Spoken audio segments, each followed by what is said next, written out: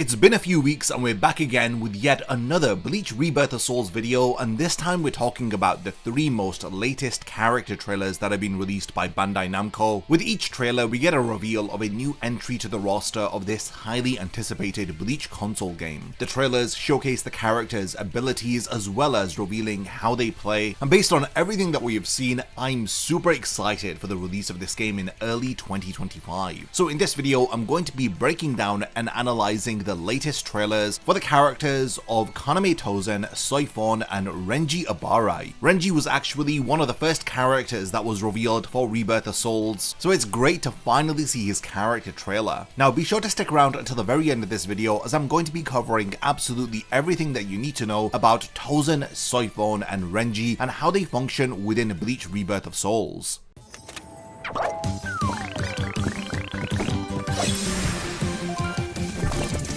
So far there have been 16 characters that have been revealed for this game, and these next 3 character trailers that I'll be discussing are again individuals from the Soul Society arc, and we're kicking things off with the character trailer for Kaname Tosen. So he is the captain of Squad 9 who despises the world and has chosen to take justice into his own hands. His lack of eyesight has led him to develop a unique form of vision and counter-attacking. So there's Tosen's character model. He looks very on model. So we've got his first signature move here called Transcendence. This is a counter technique in which Tosen goes behind the opponent and unleashes a slash. The ability can also nullify long range attacks. So here we see Chad lunge towards Tosen, and Tosen counters by appearing behind him and striking him. Now spiritual pressure move 1 is Suzumushi Nishiki Benihiko. This is an attack in which Tosen jumps backwards and releases numerous needle-like blades. Tosen can both evade and attack if this attack is timed correctly. So you can see the attack here. Tosen activates it, he jumps backward as several needle-like blades attack Chad. Now that looks like a really solid ranged attack. And spiritual pressure move 2 is called Sayabane. This is a rush and slash attack, and when it's executed correctly, Tosen will fly backwards while releasing Benihiko, transforming the attack into an offensive and defensive move. So there appear to be 2 iterations of spiritual pressure move 2, one where Tosen jumps backward and he unleashes those needles, which is a bit more of a defensive play,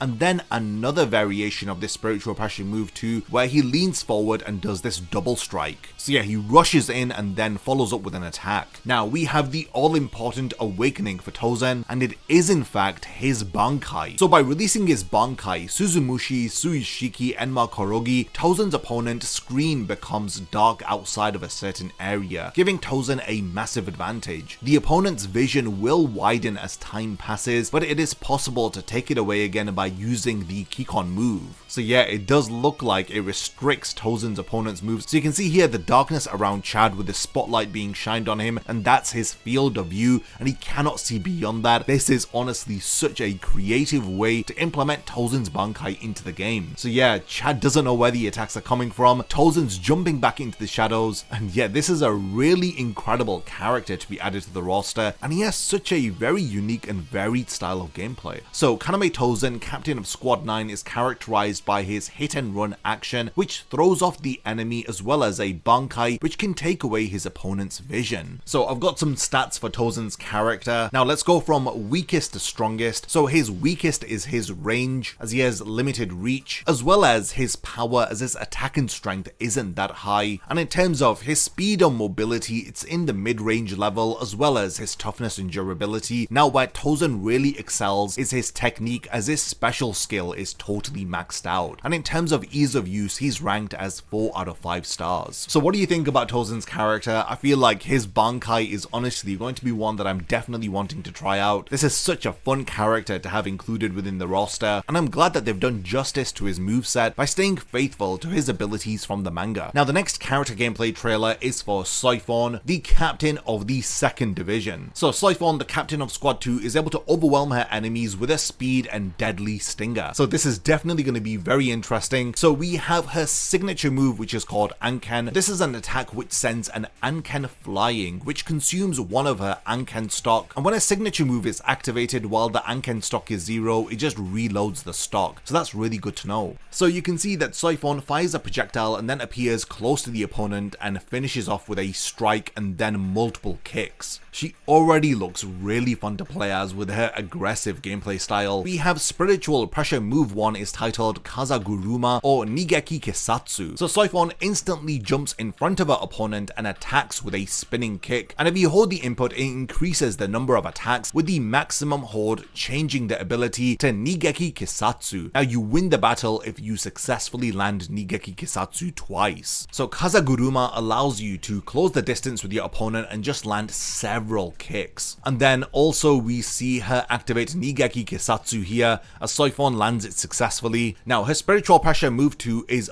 Bakudo 30 Shitotsu Sanzen. Now launching a Shitotsu Sanzen forward, if this hits then Soi-fon strikes with a Hakuda, which is surrounded by Kido as a follow-up attack. Now holding the input will then restrain the opponent for a longer period of time. Now this Kido is rather slow projectile attack. Now when it successfully makes contact, it holds the opponent in place, allowing Soi-fon to follow up with a powerful attack. Now while in her awakened state, she activates her incomplete Shunko. So this improves the damage that she deals with her combos, as well as the amount of spiritual power that she gains in battle, along with her dash speed, and overall her awakening makes the most out of all of her strengths. So you see here Soi-fon moving incredibly fast, closing the distance on Yoruichi, and just constantly putting the pressure on the opponent, and overwhelming them with this aggressive barrage of attacks. So yeah, that was Soi-fon's character in Rebirth of Souls.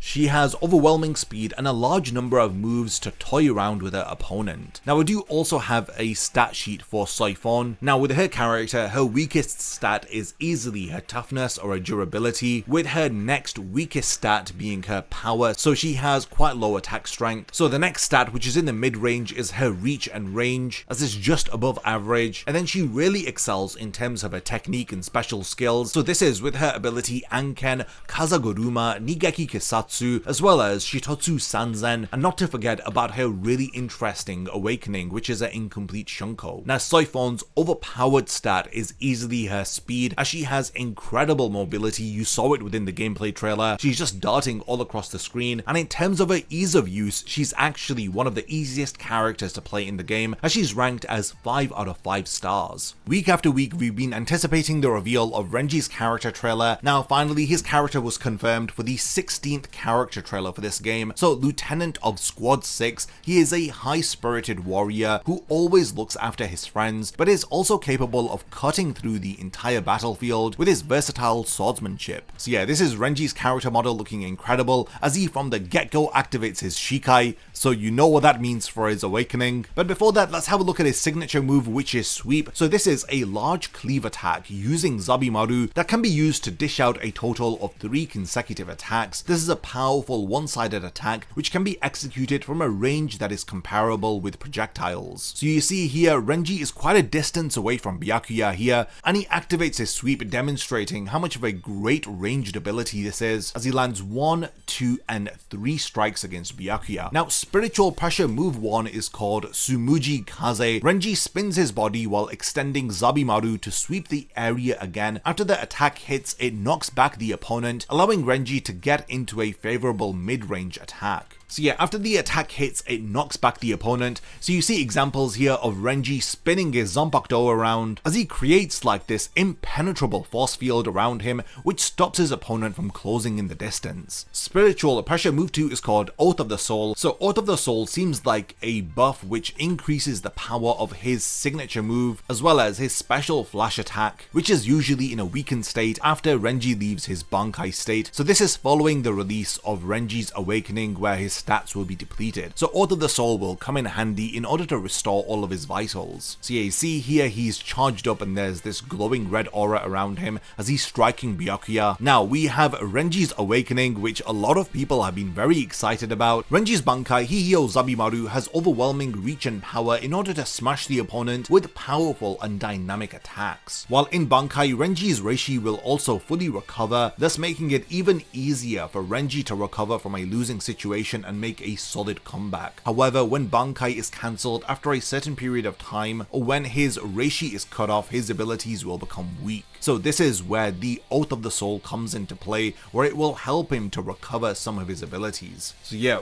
wow, his Bankai completely changes the entire surroundings, and this large oversized model of Hihio Zabimaru looks really cool, and it does look like Renji is the master of ranged attacks in this game, as he's just swinging around his Zanpakuto like it's nothing. So yeah, I'm really happy with how they've implemented Renji's moveset, so he has strong reach abilities to keep opponents at bay with a powerful attack-based Bankai. Now again, like the others, I do have a stat sheet for Renji. Now for the most part, he is quite a balanced character with his stats. Now by far, his weakest stat is his technical special skills, and then he really excels at everything else, with his power and durability at a similar level, being the second best stats for his character, and by far his best stats are his speed and reach, as these two stats are almost maxed out on his character chart. And in terms of ease of use, Renji is ranked as 4 out of 5. So we have just gone over a very mixed variety of characters here, as we've got some characters who excel in technique special skills like Soi-fon, as well as Tosen, but then we have Renji, who is the weakest in that stat, but he has incredible toughness and durability which Soi-fon lacks. And then Tosen, who lacks in his reach and speed, where you have Soi-fon, who has incredible speed, and Renji, who has both great speed and reach. Now, I loved all 3 of the character trailers that we discussed this week. I'm really excited to see what other characters will be revealed for this game. It does look like this game is shaping up to have a solid roster of characters.